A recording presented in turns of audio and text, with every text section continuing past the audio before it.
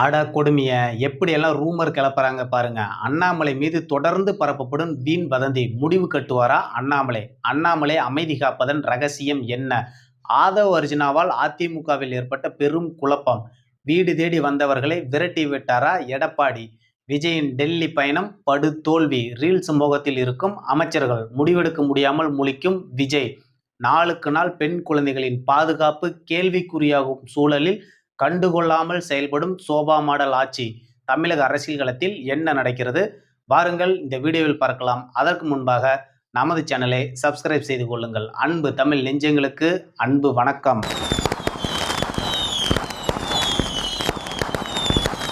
தமிழகத்தினுடைய அரசியல் களம் ஒவ்வொரு நாளும் ஒவ்வொரு விதமா நடந்துகிட்டு இருக்குது. அண்ணாமலைங்கிற ஒருவர் தமிழக அரசியல் களத்தில் இன்னைக்கு இல்லை அப்படின்னாலும் பத்திரிகையாளர்களும் சரி, ஊடகங்களும் சரி, சமூக வலைதளங்களும் சரி, அண்ணாமலை தான் இன்னைக்கு தேடிக்கிட்டே இருக்காங்க. அண்ணாமலை இதுவரையிலும் தமிழக பாஜகவுல பல்வேறு விதமான விஷயங்கள் செஞ்சிருந்தாலும் இன்னைக்கு அண்ணாமலை திடீர்னு மத்திய அரசாங்கத்தை எதிர்த்து குரல் கொடுத்திருக்கிறாரு. அது எதுக்கு அப்படின்னா, மக்களுக்கு எது நல்லதா இருந்தாலும் சரி, கெட்டதா இருந்தாலும் சரி, அது மத்திய அரசா இருந்தாலும் சரி, மாநில அரசா இருந்தாலும் சரி, முதல்ல குரல் கொடுக்கிறது அது அண்ணாமலை தாங்கிறது மீண்டும் மீண்டும் அண்ணாமலை அவர்கள் நிரூபிச்சுக்கிட்டே இருக்கிறாரு. விஜய் அவர்கள் இன்னைக்கு ஆட்சி கட்டல்ல வந்துட்டாலும் அவருக்குன்னு ஒரு சினிமா கவர்ச்சி இருந்துச்சு. அந்த கவர்ச்சினால அவருக்குன்னு ஒரு பலம் இருந்துச்சு. அதனால அவர் இன்னைக்கு ஆட்சி கட்டல்ல இன்னைக்கு வந்துட்டாரு. ஆனா அண்ணாமலைக்கு என்ன இருக்குது அப்படின்லாம் ஒரு சில பத்திரிகையாளர்கள், ஊடகங்கள்லாம் கூட இன்னைக்கு பேசுறாங்க. ஆனா அண்ணாமலைக்கு என்ன இல்ல?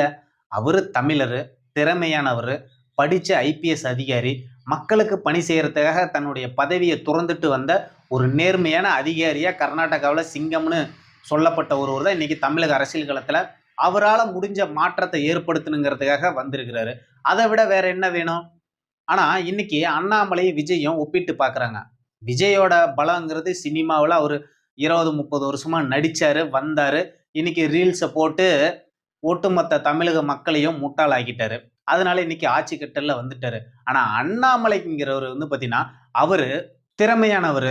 இன்னைக்கு 2026 தேர்தல் காலத்தை கூட அண்ணாமலையை நம்பி டெல்லி விட்டுருந்துச்சு அப்படின்னா இன்னைக்கு இந்த மாதிரியான ஒரு முடிவு தமிழக அரசியல் களத்துல வந்திருக்காதுங்கிறதான். ஆனா முழுக்க முழுக்க எடப்பாடியை நம்பி தேர்தல் காலத்தை கொடுத்துட்டு இன்னைக்கு பாஜகவோட மேலிடமோ என்ன செய்வது தெரியாம நீ முழிச்சிட்டு இருக்கிறாங்கிறது தான்.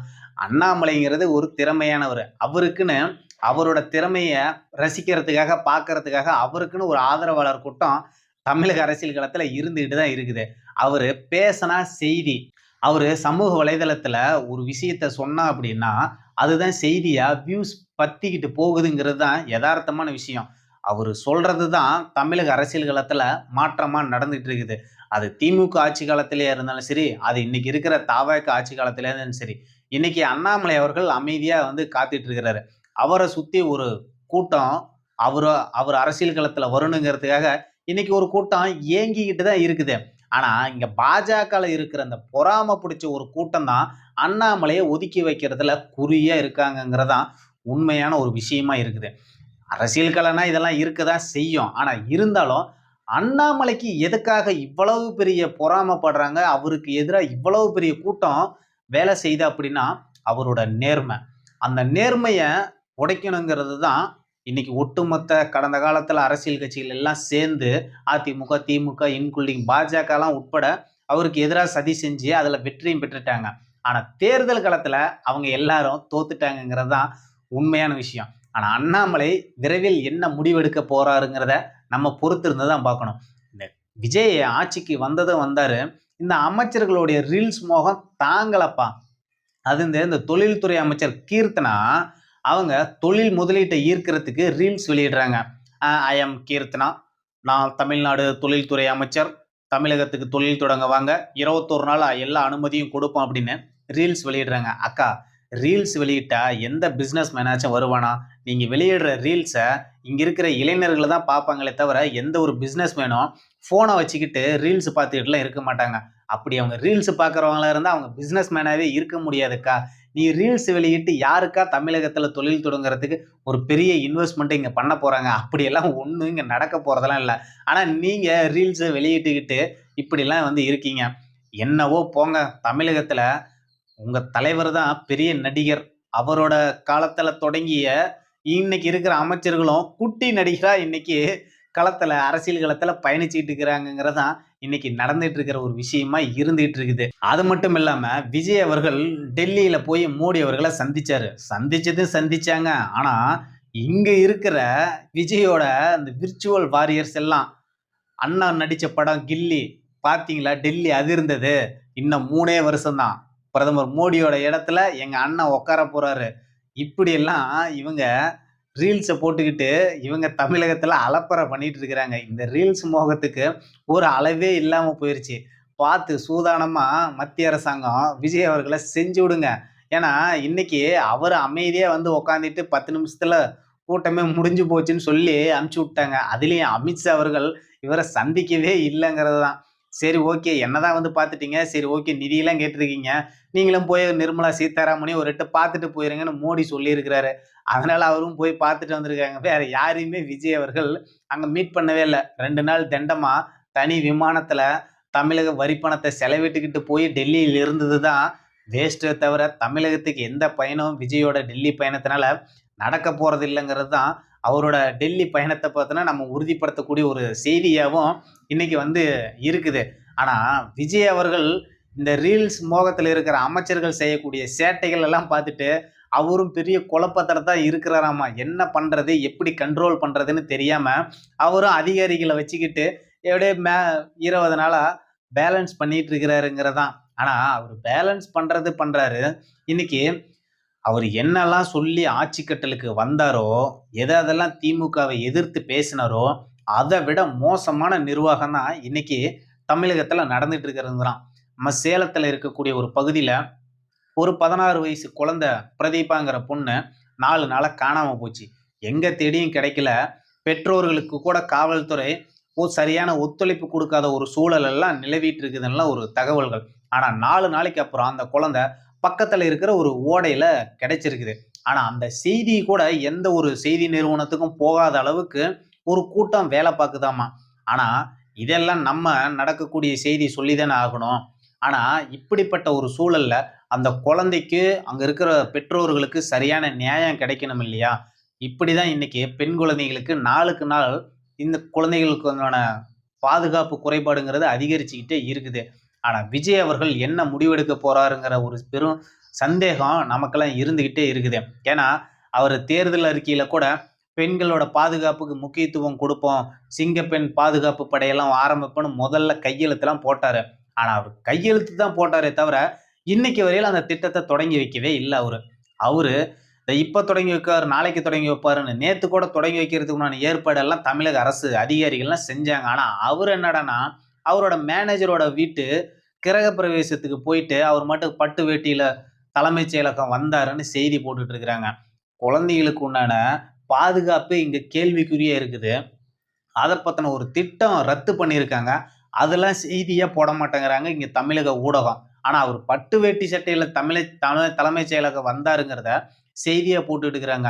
இங்க குழந்தைகளுக்கு ஏற்படக்கூடிய பாலியல் தொல்லை அதிகரிச்சுட்டு இருக்குது. அதெல்லாம் இன்னைக்கு செய்தியா போடாம, ஆனா இவரு விஜய் வந்தாரு, சாப்பிட்டாரு, வீட்டுக்கு போனாரு, இதெல்லாம் செய்தியா? இது மக்களுக்கு அவசியமா?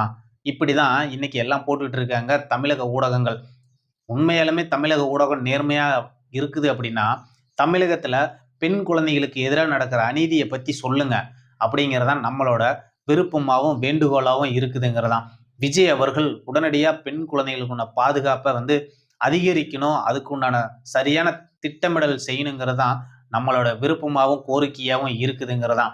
அதுவும் இல்லாம இந்த பாஜக தேர்தலில் தோத்துதான் போனாங்க. ஆனா இன்னைக்கு ஏதோ பயிற்சி கூட்டமெல்லாம் நடத்துறாங்களாமா. இது வருஷமும் அந்த பயிற்சி கூட்டம் நடத்திக்கிட்டே தான் இருக்கிறாங்க. ஆனா தேர்தல் காலம்னு வந்துட்டா மட்டும் எல்லாரும் ஃபெயில் ஆகிடுறாங்கிறது தான் இன்னைக்கு தமிழக அரசியல் களத்தில் நடந்துகிட்டே இருக்குது. வருஷம் பயிற்சி கூட்டம் நடத்தியும் அது ஏதோ தேர்வு எழுதக்கூடிய பள்ளி மாணவர்கள் மாதிரி போய் உக்காந்துக்கிட்டு நோட்ஸ் எல்லாம் போட்டு எழுதிட்டு வராங்க தான். ஆனா களத்துல கோட்டை விட்டுட்டு இவங்க பயிற்சி முகாமை முடிச்சு என்ன பிரயோஜனம், யாருக்கு பயனுங்கிறது தான் பெரிய கேள்விக்குறியா இருக்குது. இவங்க பயிற்சி முகாமில் என்ன சொல்லித்தராங்களோ தெரியல. ஆனா எப்படி ஒருத்தரை கீழே இறக்கணுங்கிறத இவங்க நல்லா கத்துருக்காங்கிறதான் நம்ம பார்க்க முடியும். இந்த பயிற்சி கூட்டத்தில் நடந்தவங்க எல்லாமே அண்ணாமலைக்கு எதிரானவங்க. இவங்க எல்லாம் ஒன்று சேர்ந்து தான் அண்ணாமலைக்கு எதிராக வேலை செஞ்சாங்க கடந்த காலத்துங்கள்லாங்கிறத நம்ம மறுக்கவும் முடியாது, இவங்கள மன்னிக்கவும் முடியாதுங்கிறது தான் யதார்த்தமான விஷயமா இன்னைக்கு இருக்குது. அதுவும் இல்லாம அந்த தேர்தல் களத்துல என்டிஏ இந்த அளவுக்கு வந்ததுக்கு காரணமும் எடப்பாடி தாங்கிறது டெல்லி தலைமை இன்னைக்கு லேட்டா தான் அத புரிஞ்சிருக்கிறாங்க. ஏன்னா, அண்ணாமலையோட தலைமையில விட்டிருந்தாங்க அப்படின்னா, கொஞ்சம் பாராளுமன்ற தேர்தல்ல வாங்கின வாக்கு சதவீதத்தையாச்சும் மீட்டெடுத்திருப்பாரு. அல்லது இன்னும் கொஞ்சம் ஒரு படி மேல கொண்டுட்டு போயிருப்பாரு. எடப்பாடிய நம்பி முழு முடிவையும் எடுக்க சொல்லி விட்டுட்டு, அவரு ஒவ்வொரு கட்சியும் நீ 1/2% இருக்கிற கட்சி, நீ 1% கட்சி, நீ 1.5% கட்சி, உங்களாலலாம் இங்க என்டிஏவுக்கு எந்த விதமான பலமும் இல்ல. நீங்கலாம் பலவீனம் தான்.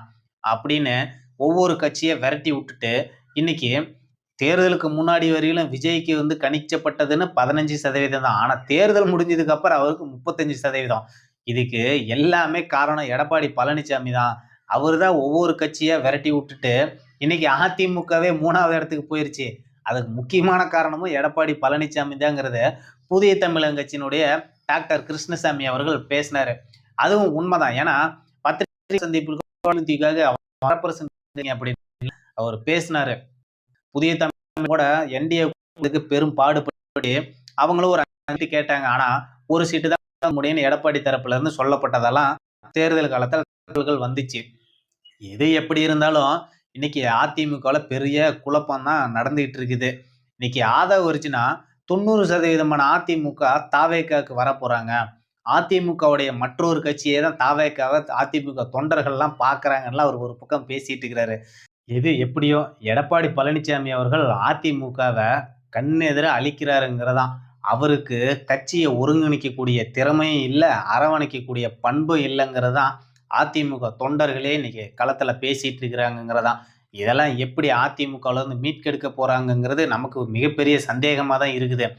எதுவா இருந்தாலும் சரி, இந்த ஆதவ் அர்ஜுனாவால இன்னைக்கு தேர்தலுக்கு அப்புறம் பிளவுபட்ட அதிமுக ஒண்ணு சேர்ந்திருக்குதுங்கிறது தான் நம்ம பார்க்கக்கூடிய ஒரு நல்ல செய்தி அதிமுகக்கு. அதுலயும் சி.வி. சண்முகமும், புதுக்கோட்டை விஜயபாஸ்கரும் அவங்க இன்னமும் எடப்பாடி என்ன சந்திக்காம இருக்கிறாங்க. அவங்க ஒரு பக்கம் வாக்களிச்ச மக்களுக்கு நன்றி சொல்ல போயிட்டாங்க.